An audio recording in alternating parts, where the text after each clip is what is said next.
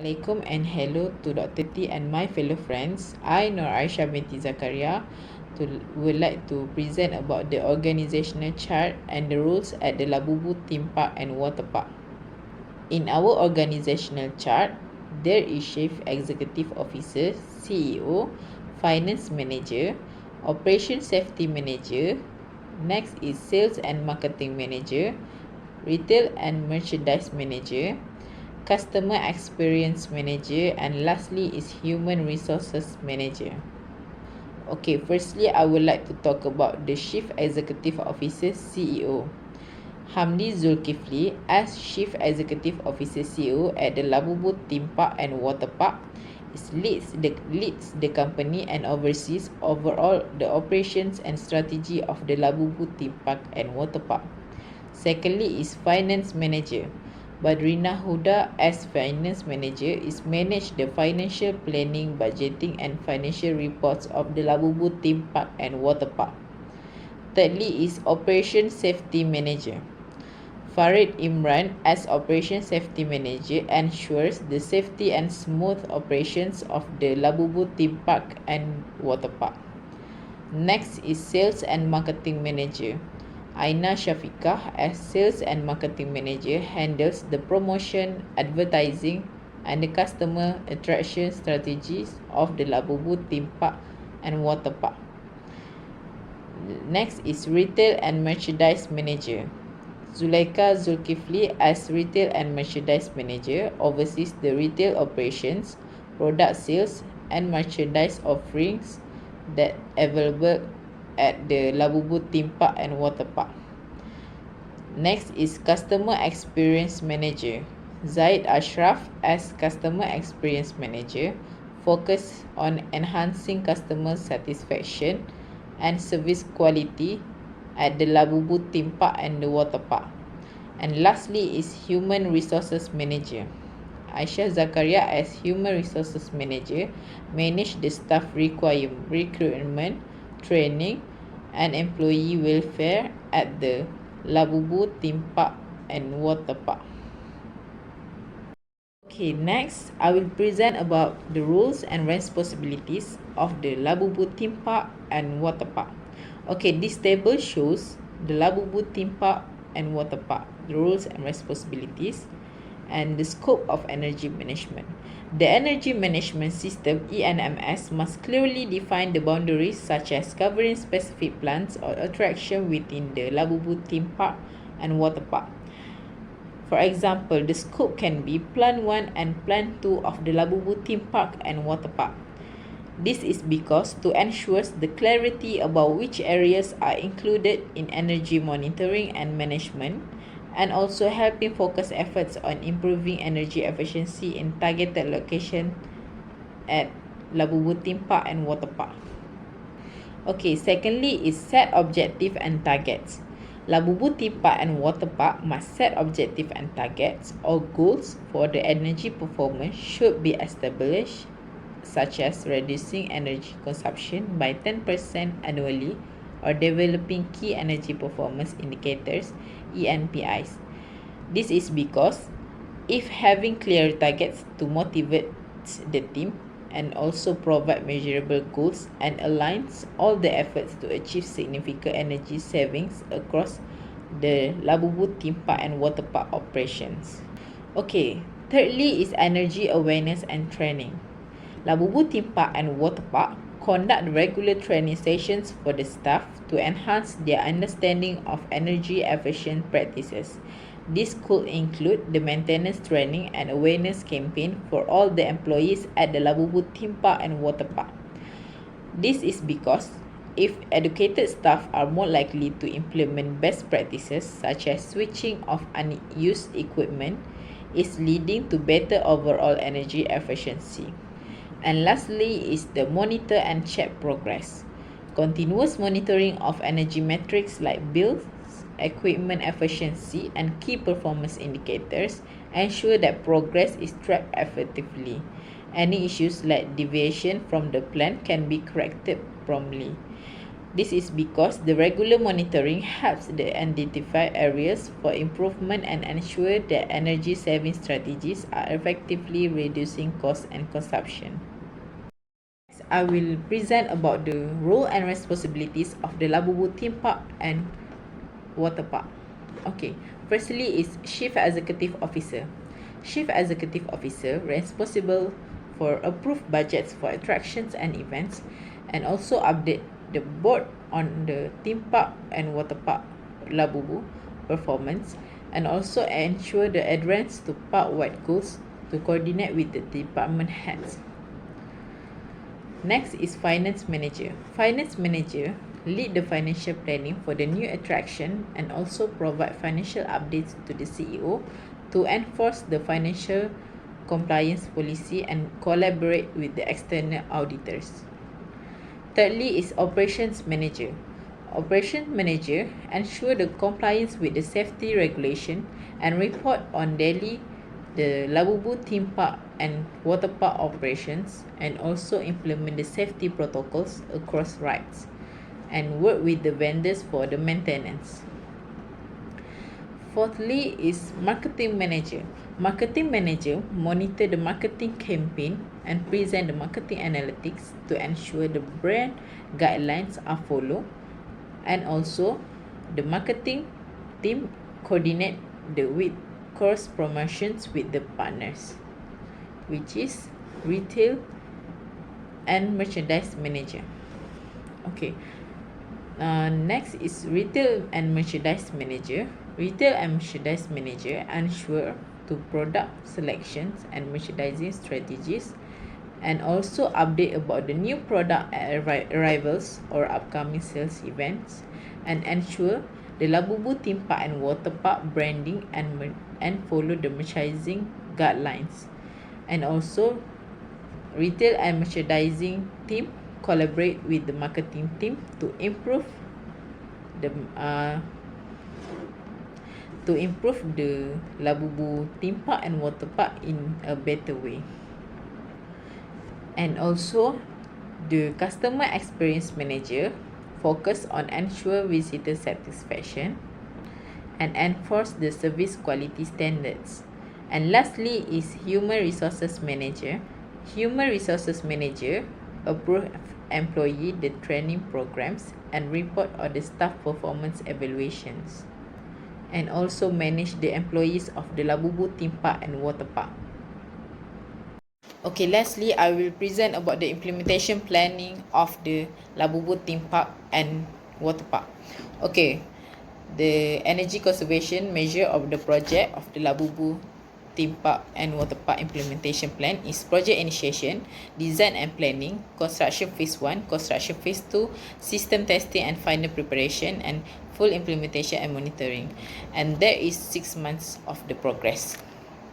Okay, in the first month, they discuss about the project initiation, and on the first week of the first month they arrange the meeting and stakeholder engagement. On the second week and the third week they conduct energy audit and data collection. On the fourth week of the first month they identify saving and opportunities, and in the first month they discuss about the project initiation. And next, in the second month they discuss about the design and planning of the project that they plan. Okay, on the first week of the second month is they finalize ECM design and technical requirements. On the second week, they have the vendor selection and procurement planning. On the third week of the second month, they confirming financial and material resources for the project that they plan. On the fourth week, they ensuring compliance with the local regulation and obtaining approvals. Okay, in the second month, they have planned about the design and planning of the project that they plan. Okay, on the third month, there is construction phase 1 of the project happen. On the first week of the third month, which is March, the installation of energy efficient lighting systems. On the second week of the third month, the implementation of HVAC system optimization. On the third week of the second month, the installation of smart energy monitoring system happened. And on the fourth week of the second month, they train their staff and energy conservation practices. And that happened in the third progress, which is construction phase 1 on the third month. On the fourth month, they plan about the construction phase 2 happen. On the first week of the fourth month, the installation of renewable energy sources such as solar panels. On the second week of the fourth month, the installation of renewable energy sources such as solar panels happen. On the third week of the fourth month, the water and energy efficient landscaping upgrades happens. On the fourth week of the fourth month, the integration of automation for energy management happen. And in the construction phase 2, in the fourth month, that is happen of the fourth month. Okay, next, in the fifth month, they make the system testing and final preparation of their project. Okay, of the first week of the fifth month is they testing all the installed system for performance and optimization.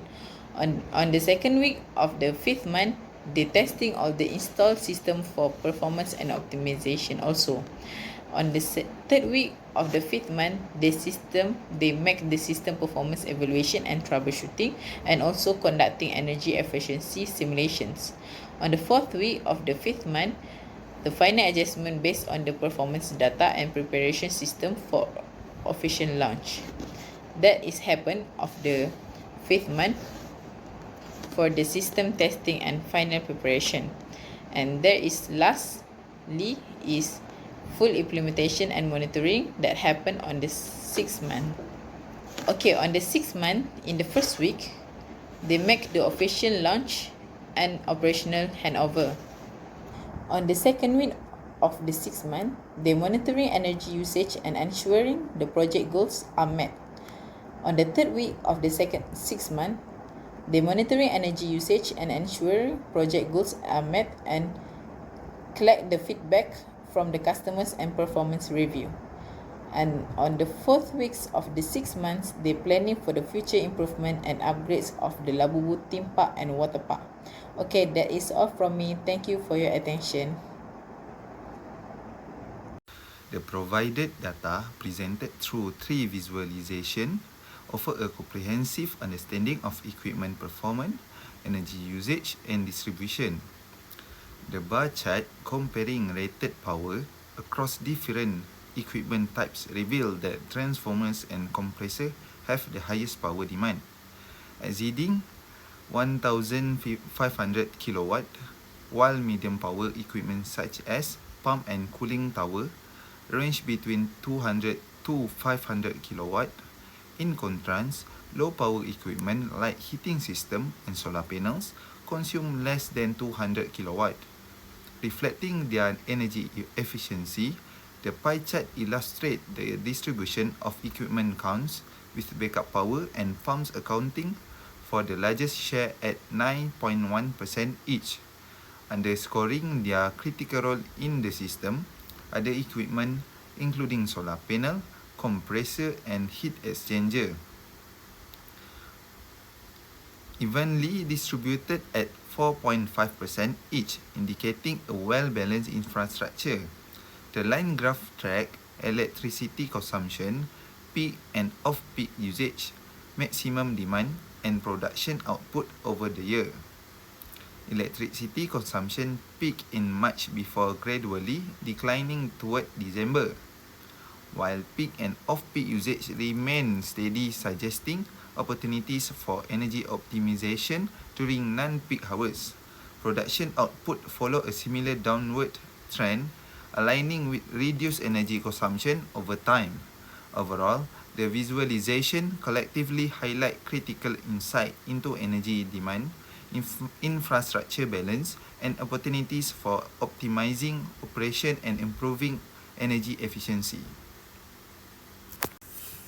The table provides an overview of energy consumption and operational detail for equipment group into 5 key systems: the wave pool system, lighting system, cooling system, general electrical equipment, and solar panel, energy panel. The wave pool system accounts for the highest energy usage at 29%, with high power component like the wave generator, pump, heating system and control system operating for 12 to 24 hours. The cooling system follow, consuming 27% of the total energy, driven by compressor, evaporator, coils, pump and other supporting equipment like heat exchanger and cooling tower, all operating for up to 21 hours. The lighting system contribute 50% of the overall usage, with transformer, power supply and dimmer running continuously, highlighting their significant energy demand. Energy electrical equipment account for 22% of the energy, encompassing audiovisual system, control system and charging station, which operate for long hours with moderate power demand. The solar energy panel contribute 7%, showcasing renewable energy integration with components like battery storage system and solar panel. The distribution of energy usage across this system highlight critical areas for potential efficiency improvement, with opportunity for optimization in high demand systems such as the wave pool and cooling system. The table outlines the instrumentation setup for various equipment across key systems, focusing on their ideal means of measurement, current instrumentation, gap from idle condition, and meter plans. The majority of the equipment, including pumps, heating system, compressor, and dehumidifier, are equipped with sub-meter for energy measurement. However, some equipment such as wave generator, transformer and solar panel lack an ideal mean of measurement or specific instrumentation plans.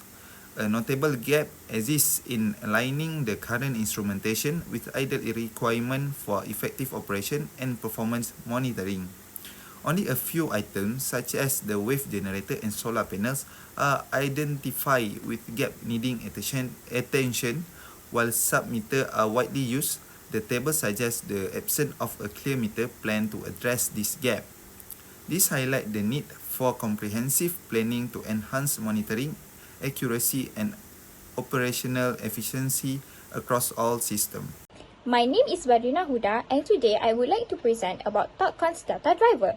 The table shows a clear correlation between driver or production output and total electricity consumption. As the production output, presumably measured in cubic meters, increases, so does the electricity consumption. This suggests that production activities are a major factor influencing energy usage.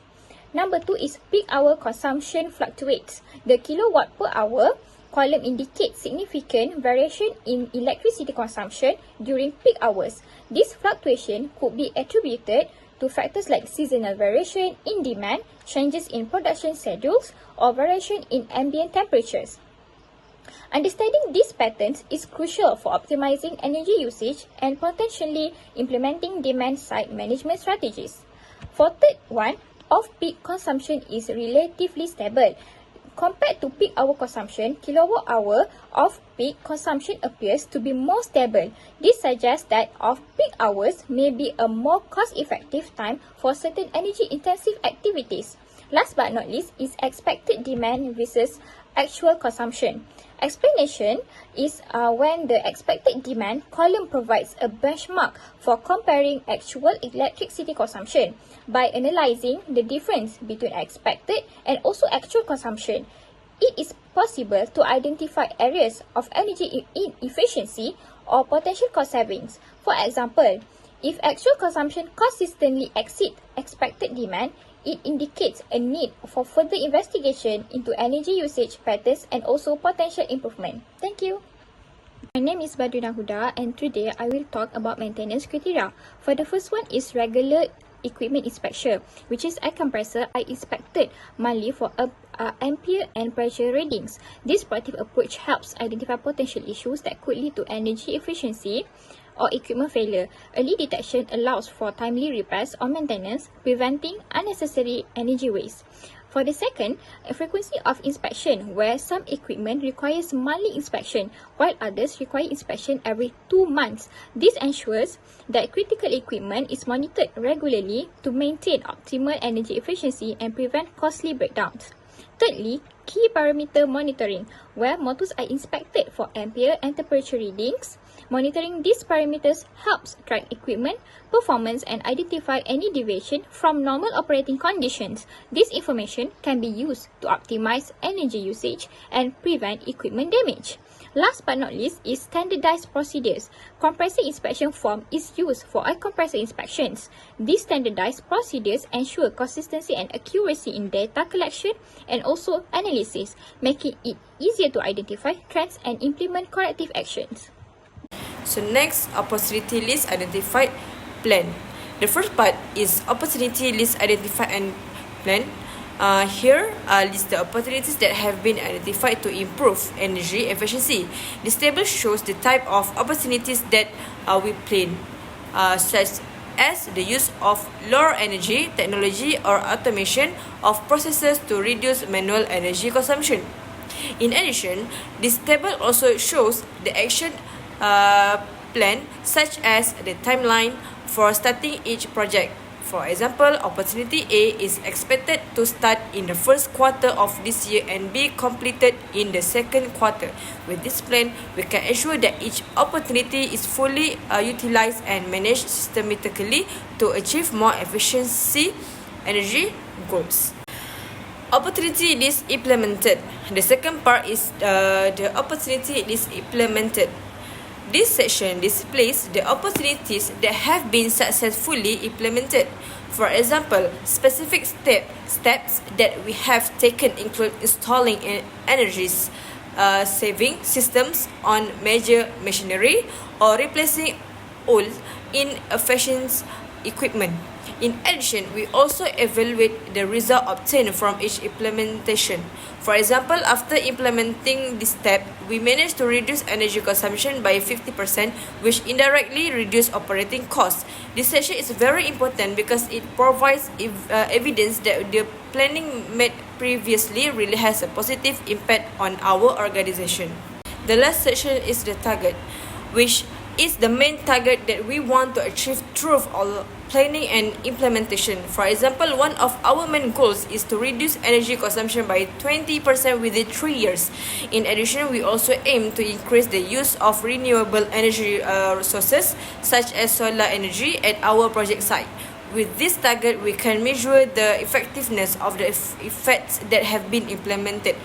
For example, if we manage to achieve the target within the specified time period, this shows that our planning is effective. This target is not only important for our organization, but also shows our commitment to maintaining energy sustainability for the future. Good morning to Dr. T. My name is Muhammad Hamdi bin Zulkifli. Today, I will talk about scope and boundaries is my part. Scope. The scope of the ENMS cover the primary energy sources used in the organization operation. This include electricity, fuel diesel, petrol, gas, solar energy, air heating, HVAC energy, lighting energy, and IT system energy. These sources are within the operational control of the organization and are essential for daily energy efficiency measures. However, certain energy sources are excluded from the scope, such as energy used by third-party contractor, employee commuting, visitor energy usage, and energy for outsourced service. These exclusions are due to factors such as being outside the organization operational control or not directly related to core operational needs. Next, boundaries. The organizational boundaries define which part of the organization are included in the ENMS and which are excluded. Included activity consist of theme park installation, ticket sale, customer service, park maintenance, marketing and promotion, merchandise, sale and impact signals. These activities are integral to park operation and contribute significantly to energy consumption. Conversely, certain parts of the organization are excluded, such as hotel booking, food delivery, transport service, post-visit feedback, and off-park entertainment. These are excluded because they are not directly linked to park operation or are managed externally. Next, energy policy. Diversification of energy mix. Labubu aims to diversify its energy mix by increasing the use of solar, wind and biomass energy. We will focus on developing large-scale solar farm in rural areas and encourage rooftop solar installation through subsidies. Advanced energy storage system will be implemented to stabilize the supply, and a pilot project for offshore wind energy along Labubu coastline will also be integrated. Energy efficiency achievement. To improve energy efficiency, we will promote the use of energy-saving appliances and integrate smart grid technology to reduce transmission losses. Energy audit will be conducted in public institutions. Will green body code will ensure that new projects are energy efficient. Additionally, community program will encourage collective effort in reducing energy consumption. Green transportation. Labubu's transportation system will transition to green alternative by introducing electric buses and trams. We will establish a network of EV charging stations and provide subsidies for electric and hybrid vehicles. Public transport will be efficient with greener options. Will bike and pedestrian pathway will encourage sustainable mobility. Green policy and incentive. Green policy will include carbon tax on high emission industry to fund renewable energy project. A green energy fund will support renewable initiative. Will innovation part will attract investment in clean technologies. We will also implement a cap and trade system to encourage industry to reduce emission. Education and awareness. Public awareness campaign will educate people on energy saving and renewable energy benefits. Sustainability will be included in school and university curricula. And training program will prepare workers for green energy job. Communities and business will be incentivized for energy saving initiative. Strategic alliances. Labubu will form partnership with international organizations to share expertise and resources. Collaboration with research institutions and NGOs will foster innovation and exclusivity in energy projects. We will also leverage global network to explore cross-border opportunities.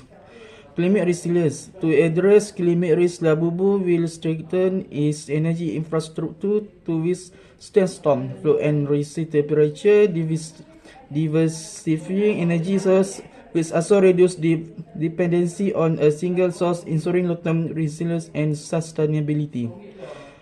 Innovation and technology. Labubu will invest in advanced technologies such as hydrogen fuel cell and next generation solar panels. Green startup will receive support and AI will be used to optimize energy management.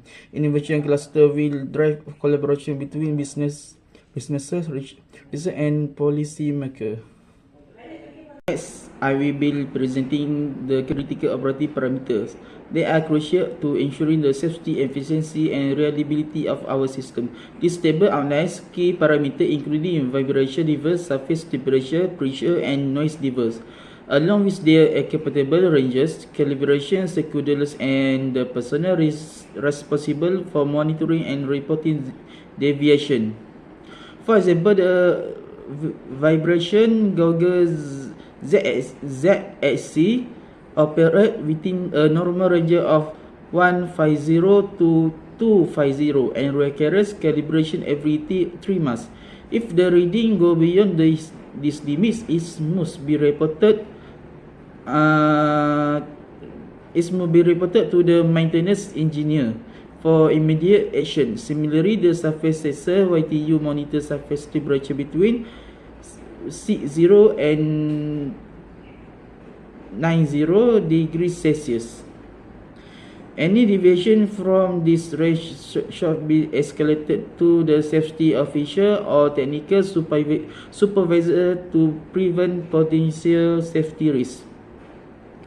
Next, level measured using the sound meter WAS are another critical parameter. The acceptable range is between at 0 and at 5 decibel.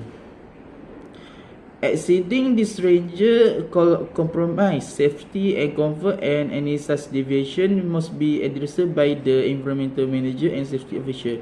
This table not only specifies the acceptable limits for each parameter, but also highlight the importance of regular calibration to maintain accuracy. It ensures that any issues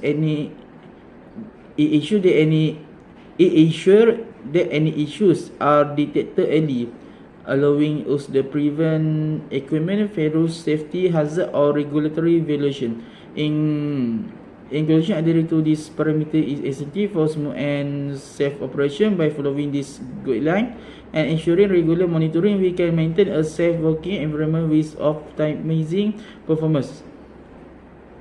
Next, training. The organization comprises 7 key employees holding strategic positions across various departments, led by Hamdi Zulkifli as the Chief Executive Officer CEO, responsible for leadership and strategy, particularly in strategic energy management. Its employee plays a critical role, such as Badrina Huda managing finance with a focus on energy resources optimization, and Farid Imran leading operation safety with an emphasis on risk and compliance.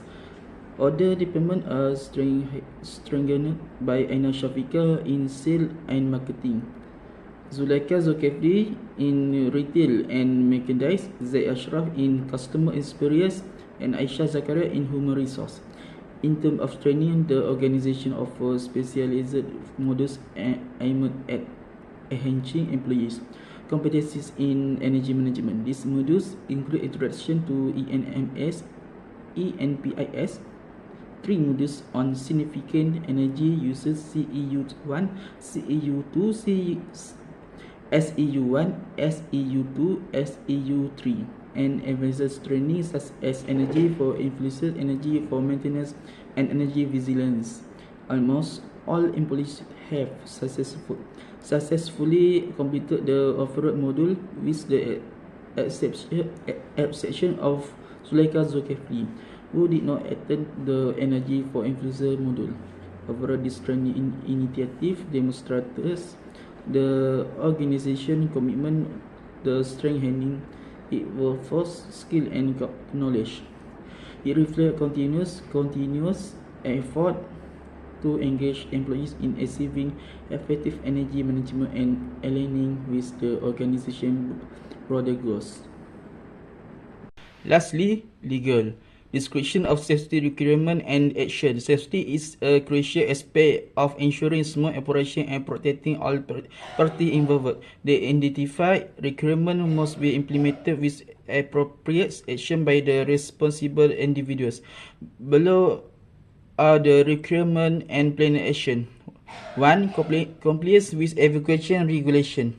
This requirement ensure that company complies with the Occupational Safety and Health Act 1994. The Chief Executive Officer CEO is responsible for planning a compliance strategy, which will be reviewed annually. This step is vital to safeguard employees and customers during emergency. Allocation of budget for safety. Number 2, allocation of budget for safety measures. The finance manager is responsible for allocating budget based on the company financial guidelines. This process is conducted quarterly to ensure sufficient resources are available to implement safety measures. Number 3, ensuring operational safety compliance. Monthly safety inspections are required to ensure our operation comply with safety standards.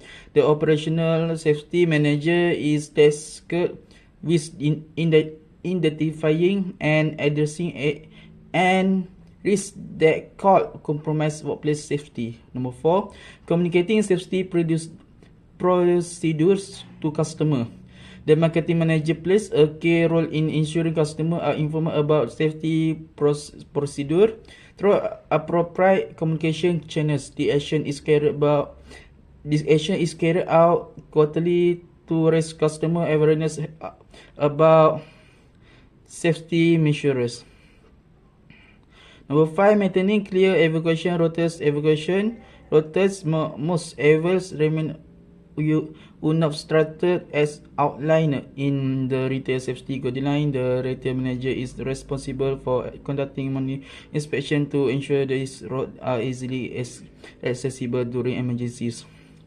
Number 6, handling customer feedback on safety. Any safety-related feedback from customer will be handled by the customer experience manager. The feedback will be addressed as needed with follow-up action taken to resolve the issue raised. Number 7, employee safety training. The human resource manager is responsible for conducting annual safety training session. This session aim to ensure that all employees understand the company safety policies and procedure thoroughly.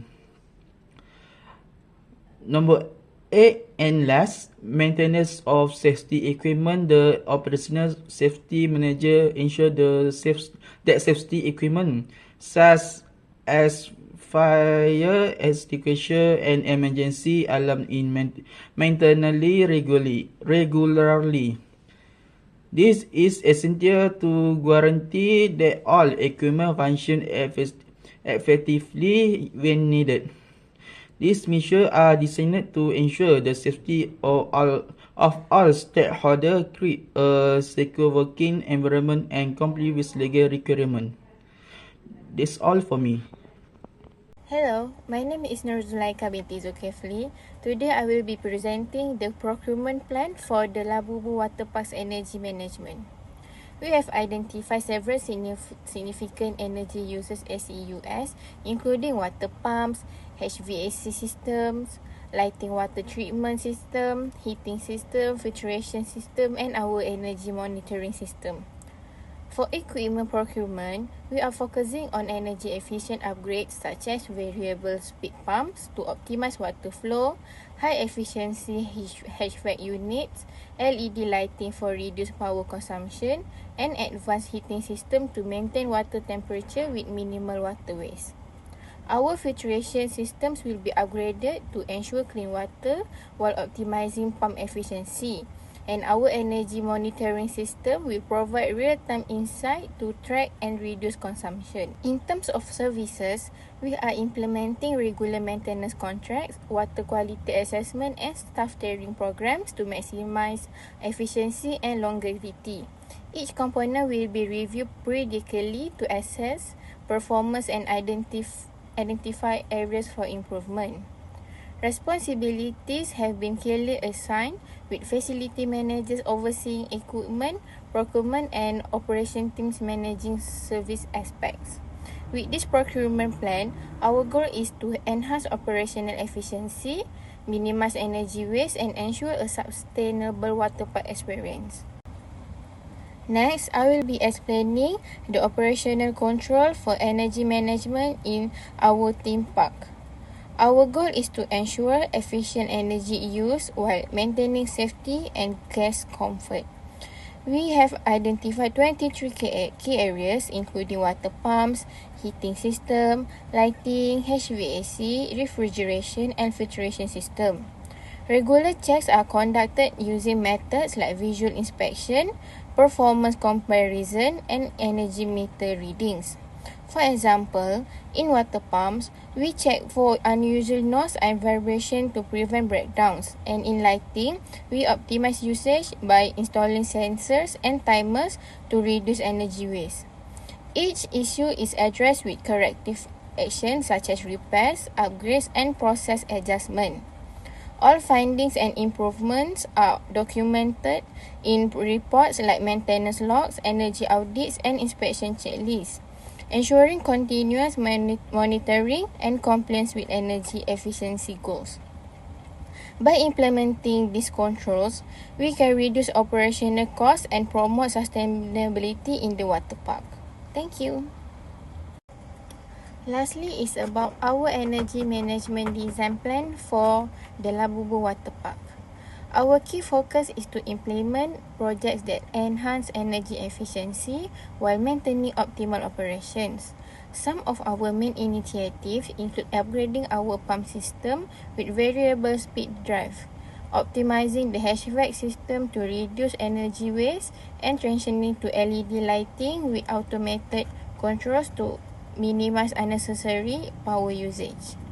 During our energy design review, we identified several improvement opportunities such as optimizing water treatment processes, implementing better heating system to maintain water temperature efficiently, and enhancing our filtration system to reduce energy consumption without compromising water quality.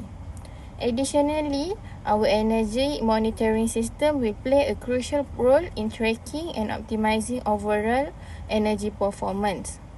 Potential risks such as equipment malfunctions and operational disruption have been addressed through proactive measures, including regular maintenance schedule and staff training programs.